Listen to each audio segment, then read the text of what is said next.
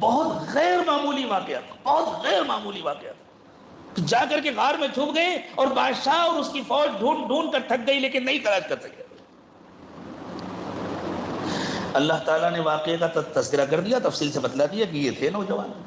حضور اکرم صلی اللہ علیہ وسلم نے جواب دے دیا، لیکن اللہ تعالیٰ نے یہودیوں سے کہا تم اس کو بہت غیر معمولی سمجھ رہے ہو، یہ تو بہت معمولی واقعہ ہے، اس میں کوئی حیرت کی بات نہیں. چونکہ اس زمانے میں بادشاہوں کے پاس ایسے آلات نہیں تھے، ایسے ذرائع نہیں تھے جن کے ذریعے وہ پہاڑوں کے اندر جھانک کر کے دیکھ لیتے، غاروں کے اندر جھانک کر دیکھ لیتے، دور سے اطلاعات پہنچانے والے مواصلات کے آلات نہیں تھے. غیر معمولی واقعہ تو اس وقت ہوگا جب ان مشرکوں کی جگہ پر تم ہوگے. یہودیوں سے کہا جا رہا ہے غیر معمولی واقعہ اس وقت ہوگا جب ان مشرکوں کی جگہ پر تم ہوگے اور تمہارے پاس ہر قسم کے آلات ہوں گے. تمہارا یہ دعویٰ ہوگا کہ ہمارے پاس ایسے کیمرے ہیں جو پہاڑوں کے اندر تک بھی جھانک کر کے دیکھ لیتے ہیں، اور اس زمانے میں تم کچھ لوگوں کے لیے وارنٹ جاری کرو گے اور وہ اپنا ایمان بچا کر غاروں میں چھپیں گے اور تم ان کو نہیں ڈھونڈ پاؤ گے. وہ ہوگا غیر معمولی بات. تو اللہ تعالیٰ نے فرمایا ام حسبت ان اصحاب الکہف والرقیم کانوا من آیاتنا عجبا. یہ استفہام انکاری ہے. کیا آپ یہ سمجھتے ہیں کہ اصحاب الکہف والرقیم وہ نہایت مطلوب موسٹ وانٹڈ ایمان والے لوگ جنہوں نے اپنا ایمان بچا کر غار میں پناہ لی تھی، کیا آپ یوں سمجھتے ہیں کہ وہ ہماری قدرت کی کوئی بہت بڑی نشانی تھے؟ نہیں. اب آئیے دیکھیں ہمارے اکابر مفسرین اس سلسلے میں کیا کہتے ہیں. حافظ ابن کثیر رحمۃ اللہ علیہ نے لکھا کہ یہ استفہام انکاری ہے، یہ واقعہ بہت بڑی نشانی نہیں ہے. حضور اکرم صلی اللہ علیہ وسلم نے جب غار ثور میں پناہ لی تھی اور مکے والے بالکل غار کے دہانے تک پہنچ گئے تھے کہ اگر اپنے پیروں کی طرف دیکھتے تو حضور کو اور حضرت ابوبکر کو دیکھ لیتے، لیکن نہیں دیکھ سکے تھے اور اللہ تعالیٰ نے حفاظت فرمائی تھی. وہ اس سے بڑی نشانی تھی.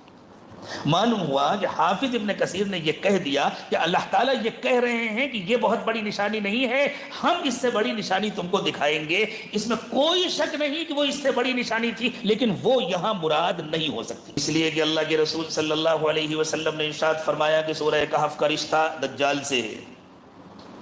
سورہ کہف کی تلاوت کرنے سے دجال سے حفاظت ہوتی ہے اور دجال یہودیوں کا لیڈر ہوگا. تو معلوم ہوا کہ اس واقعے کا جو بڑی نشانی اسی شکل میں پیش آئے گی اس کا تعلق یہود سے ہوگا، اس کا تعلق دجالی قافلے سے ہوگا، اور وہاں تلاش کرنے والے دجالی قافلے کا حصہ نہیں تھے، وہ مشرکین مکہ تھے. پھر دیکھا نا لوگوں نے، کچھ اللہ کے بندوں نے غاروں میں چھپ کر کے اپنا ایمان بچایا تھا، اور بعد میں جب وہ ان غاروں سے نکلے تو ساری دنیا کے کفر کے متحدہ محاذ کو ایسا دوڑایا، ایسا بھگایا کہ جس طرح غزوہ احزاب میں آنے والے رات کی تاریکی میں چھپ کر بھاگے تھے، اسی طرح دنیا کی سب سے بڑی طاقت قندھار ایئرپورٹ سے رات کے اندھیرے کا فائدہ اٹھا کر چھپ کر بھاگی تھی. صبح جب ہوئی تو معلوم ہوا ایک بھی موجود نہیں، سب بھاگ گئے. تلاش کرتے کرتے تھک گئے تھے.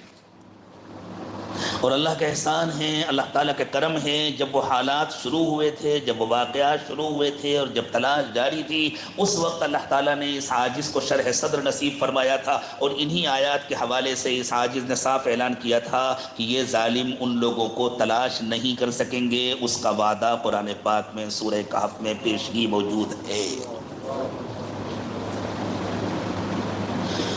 وہی سلسلہ آگے بھی چل رہا ہے،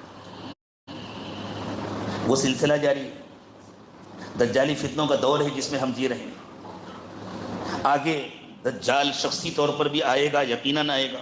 کتنے دن کے بعد آئے گا وہ اللہ کو معلوم ہے. اللہ اس سے بھی ہماری حفاظت فرمائے، اس کے فتنوں سے بھی ہماری حفاظت فرمائے. تو میرے دوستو، اس وقت جو سب سے اہم بات ہے وہ یہ ہے کہ ضرورت اس بات کی ہے کہ ہم یہودیت کو چھوڑیں. یہودیت کیا ہے؟ من مانا اسلام، یہ ہے یہودیت. ہم یہودیت کو چھوڑیں. آدھا پونا اسلام، جتنا دل چاہے اتنا، ہر ایک کا اپنا ایک اسلام ہے. کوئی کہتا ہے ہاں میں نماز تو نہیں پڑھتا، مجھ سے نہیں ہو پاتا، لیکن میں جھوٹ نہیں بولتا ہوں، یہ اس کا اسلام ہے. کوئی کہتا ہے ہاں ٹھیک ہے میں کبھی جھوٹ تو بول دیتا ہوں لیکن میں کسی کو دھوکہ نہیں دیتا ہوں. ہاں میں فلاں گناہ نہیں کرتا، میں فلاں نہیں کرتا. ہر ایک کا اپنا ایک اسلام ہے. یہ یہودی اسلام ہے. اللہ تعالیٰ یہودی اسلام سے ہماری حفاظت ہے. اور اس سے بڑھ کر ایک بات آپ کو بتلاؤں، اس سے بڑھ کر اللہ تعالیٰ نے یہ بھی انتظام کیا کہ جب تم سب سے بڑے دشمن بنو گے اور تم جن کو ڈھونڈتے پھر رہے ہوگے نا، وہ بھی تمہارے ہی قبیلے کے لوگ ہوں گے. فرق یہ ہوگا کہ انہوں نے پہلا راستہ اپنایا ہوگا، تم نے دوسرا راستہ اپنایا ہوگا. انہوں نے حضرت محمد صلی اللہ علیہ وسلم کی دعوت قبول کر لی ہوگی، تم نے نہیں قبول کیا ہوگا. جن کو وہ تلاش کر رہے تھے وہ بھی بنو اسحاق ہیں. آپ کو حیرت ہوگی، یہ جو افغانی قبائل ہیں، موسیٰ زئی، یوسف زئی، تحقیقی بات یہ ہے کہ یہ نسبی نسبتیں ہیں. جو حضرت موسیٰ کی اولاد ہیں وہ اپنے کو موسیٰ زئی کہتے ہیں، جو حضرت یوسف کی اولاد ہیں وہ اپنے کو یوسف زئی کہتے ہیں. اور ان کا اپنا بھی یہ دعویٰ ہے اور قرائن بھی بتلاتے ہیں وہ بھی حضرت یعقوب کی اولاد ہیں. ایک ہی نسل ہے. انہوں نے کلمہ پڑھ لیا، اللہ تعالیٰ نے ان کو کیسی عزت عطا فرمائی. انہوں نے دوسرا راستہ اپنایا، وہ ذلت کا انتظار کر رہے ہیں، ابھی بھی ذلت کی زندگی گزار رہے ہیں اور آخری بربادی کا انتظار کر رہے ہیں. اور کچھ بعید نہیں کہ ان کی وہ بربادی ان کے انہی ہدایت یافتہ بھائیوں کے ہاتھوں. اس کے آثار بھی محسوس ہو رہے ہیں کہ انہی کو اللہ تعالیٰ استعمال فرمائے، انہی کے ذریعے ان کی آخری بربادی مقدر. کیا ہوگا کب ہوگا وہ تو اللہ کو معلوم ہے. بہت پہلے سے بہت یقینی کوئی بات نہیں کہی جا سکتی. اللہ میری آپ کی بربادی سے حفاظت فرمائے. اس لیے میرے دوستو، ہمارے سامنے دو راستے ہیں. جب ہم لوگ آئے ہیں خانقاہ میں تو اس کا مطلب یہ ہے کہ ہم نے پہلا راستہ چن لیا ہے. ہم توبہ کرنا چاہتے ہیں تو پھر سچے دل سے چنیں، شعور کے ساتھ چنیں، مکمل اپنے کو اللہ اور اس کے رسول کے حوالے کریں. اسلام اسی کا نام ہے. بلا من اسلم وجہہ للہ وہو محسن، جس نے کامل اخلاص کے ساتھ اپنے کو 100% اللہ کے سپرد کر دیا، فلہ اجرہ عند ربہ. ہمارے صوفیہ کے ہاں ایک جملہ بولا جاتا ہے جس پر بہت سارے لوگوں کو بڑا اعتراض ہوتا ہے. کہتے ہیں اپنے کو اپنے شیخ کے اس طرح حوالے کر دو، کل میت فی ید الغسال، جیسے غسل دینے والے کے ہاتھ میں مردہ ہوتا ہے کہ وہ چاہے ادھر پلٹ دے چاہے ادھر پلٹ دے، کوئی بات ہوئی، جو چاہے کرے.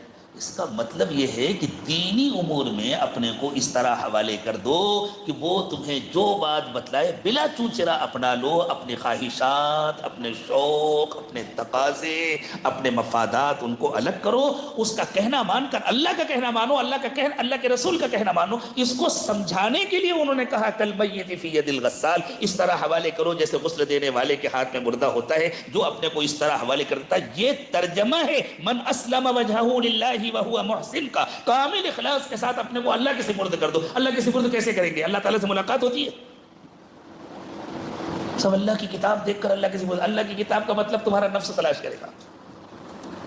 اگر اللہ کے سپرد کرنا اس طرح ممکن ہوتا تو کسی واسطے کے بغیر تو نبی کی بعثت کی ضرورت ہی نہیں تھی. علیکم. تو آپ نے سنا حضرت شیخ الحدیث مولانا طلحہ قاسمی صاحب جو ہیں، انہوں نے کیا فرمایا کہ جب کفار مکہ حضور اکرم صلی اللہ علیہ وسلم کو ڈھونڈنے کے لیے نکلے، اس وقت جو اعلان ہوا کہ جو ان کو ڈھونڈے گا اس کو یہ اعلان ملے گا، تو اس وقت کفار مکہ بہت ارد گرد جوار کی طرف نکل گئے، گاؤں گاؤں جانے لگے اور ڈھونڈنے لگے. اور کیا ہوا کہ جب حضرت ابو بکر صدیق کے ساتھ حضور اکرم صلی اللہ علیہ وسلم غار ثور کے اندر جا کر انہوں نے پناہ لے، تو اس وقت کفار مکہ وہاں پہنچ کر اگر وہ اپنے پاؤں کی طرف دیکھتے تو ان کو دکھائی دے جاتا.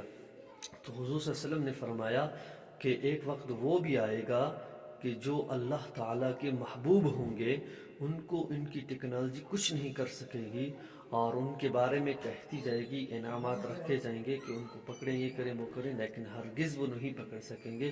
اور حضرت نے فرمایا ایسا بھی نہ ہو کہ انسان یہ کرے کہ نہیں جی میں نماز نہیں پڑھوں گا، میں جھوٹ نہیں بولتا ہوں، میرے اخلاق اچھے ہیں، یہ ہے وہ ہے، بلکہ حضرت نے کیا فرمایا کہ پورے کا پورا اسلام کے اندر آپ داخل ہو جائیے، جھوٹ مت بولیے، ہر ایک چیز سے بچیے. اس ویڈیو کو زیادہ سے زیادہ شیئر کیجیے. السلام علیکم.